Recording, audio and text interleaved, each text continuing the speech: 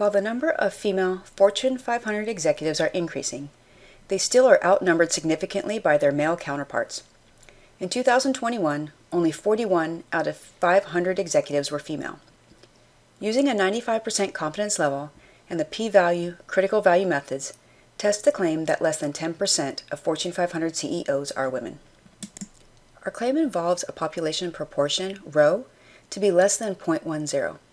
Remember that we're going to be always changing our percentages into decimals. That will allow for our opposite to be greater than or equal to 0.10. The null hypothesis is with our proportion to be strictly equal to 10%, and our alternative hypothesis is going to be referencing the claim that rho is less than 0.10. Because our confidence level is 95%, this allows for a significance level alpha of 0.05. To calculate both our test statistic and our p-value, we're going to use the one-prop z-test, where our p sub 0 or our rho sub 0 is 0.10.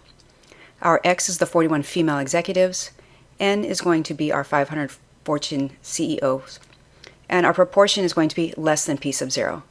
Remember that your proportion is going to be referencing your alternative hypothesis, while p sub 0 is representing your null hypothesis. From this, we find a test statistic where z is equal to negative 1.34. Remember that you're rounding your test statistics to 2 decimal places. And our p-value is 0.0899. While the calculator says p equals, remember that p-values do not say p equals. Just write your p-value rounded to 4 decimals. We now need to calculate our critical value. Since the alternative hypothesis is using a less than symbol, that reminds us that we are using a left-held test. This will help us when finding our critical value. Remember that your subscript for your critical value shows the area to the right, while the area inside your calculator feature is your area to the left. Rounding our critical value to 3 decimals, we get negative 1.645. We can now create our graphs. For both our traditional and our p-value graphs, we are using a left-held test, so we have an area shaded to the left of 0. The boundary on my traditional graph is my critical value, while the boundary on my p-value graph is my test statistic.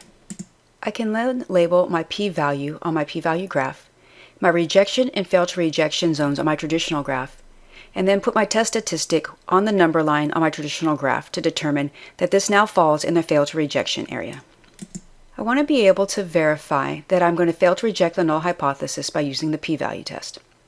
The p-value of 0.0899 is strictly greater than 0.05, my significance level, which also leads me to the conclusion that I'm going to fail to reject the null hypothesis. I can now interpret my claim. Since my claim falls in the alternative hypothesis, and we're failing to reject h sub 0, our statement begins with there is not enough evidence to support the claim that, and then we're going to use the highlighted portion that 10% of Fortune 500 CEOs are women.